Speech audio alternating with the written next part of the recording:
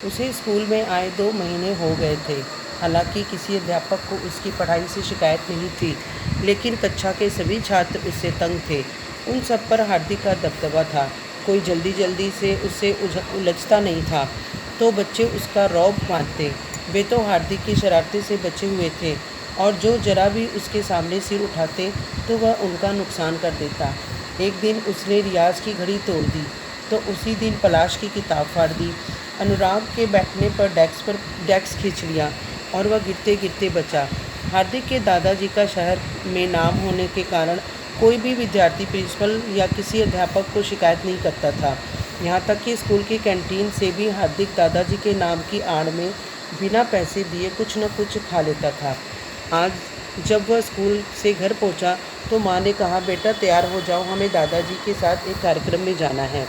हार्दिक दादी जी व माँ के साथ एक स्कूल के बड़े हॉल में पहुँचा। वहाँ कारगिल के सैनिक की स्मृति में दादाजी ने अपना रक्तदान दे करके रक्तदान शिविर का उद्घाटन किया।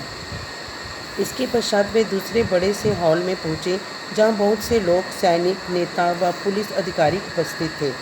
यहाँ पर हर वर्ष की तरह आज भी 26 जुलाई को कारगिल विजय दिवस मनाया जाने वाला था, जिसमें 1999 के कारगिल युद्ध में ऑपरेशन विजय के दौरान जिन 527 सैनिकों ने अपनी शहादत से जीत प्राप्त की थी, उन शहीदों को श्रद्धांजलि देने और जीत मनाने का कार्यक्रम था।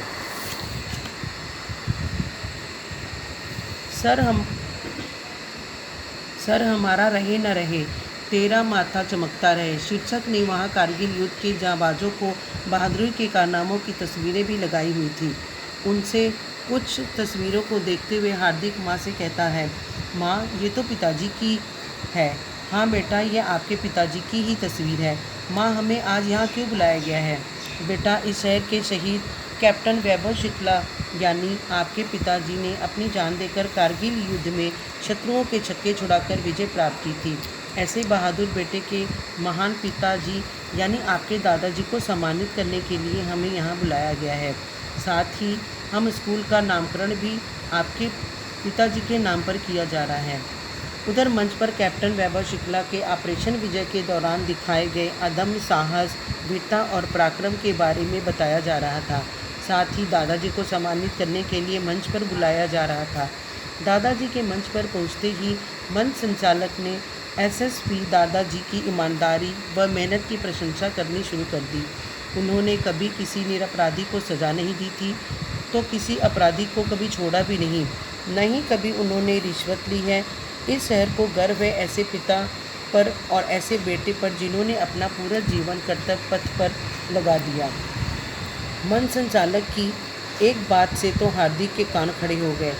अब भविष्य में इनके पोते हार्दिक शुक्ला से उम्मीद है कि वह अपने पिता और दादाजी के पद चिन्हों पर चलेगा और इस शहर को, देश का नाम रोशन करेगा।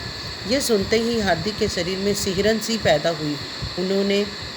उसकी आंखों में आंसू छलक आए। वह दादी जी व माँ के साथ बैठा सोचने लगा, पिताजी ने अपनी बहादुरी से दादाजी का सिर ऊंचा किया है, लेकिन मैं स्कूल में दादाजी की आड़ लेकर कैसी बहादुरी दिखा रहा हूँ। इन सबसे तो दादाजी का सिर नीचा हो जाएगा। हार्दिक एक ओर अपने पिता के बलिदान और दूसरी ओर दादाजी की ईमानदारी के बीच स्वयं को तोल रहा था। वह इन दो आदर्शों में स्वयं को कहीं भी नहीं पा रहा था और खुद को बौना अनुभव कर रहा था। उसका हृदय ग्लानि और पश्चात से भर गया, यानी उसको पछतावा होने लगा इन सब बातों को सुनकर। उससे वहीं बैठे बैठे प्रण किया कि वह कल स्कूल जाकर कक्षा के सभी लड़कों से माफ़ी मांगेगा और उन्हें अपना मित्र बनाएगा। अपनी पॉकेट मनी से कैंटीन वाले का कर्ज चुकाएगा। साथ ही पिताजी व दादाजी के आदर्शों पर चलकर जीवन में कुछ कर दिखलाएगा। इसी दृढ़ निश्चय और विश्वास के साथ वह अगले दिन स्कूल जाने की प्रतीक्षा में था। आज सचमुच ही विजय दिवस के अवसर पर हार्दिक ने घमंड पर विजय प्राप्त कर ली थी। Thank you.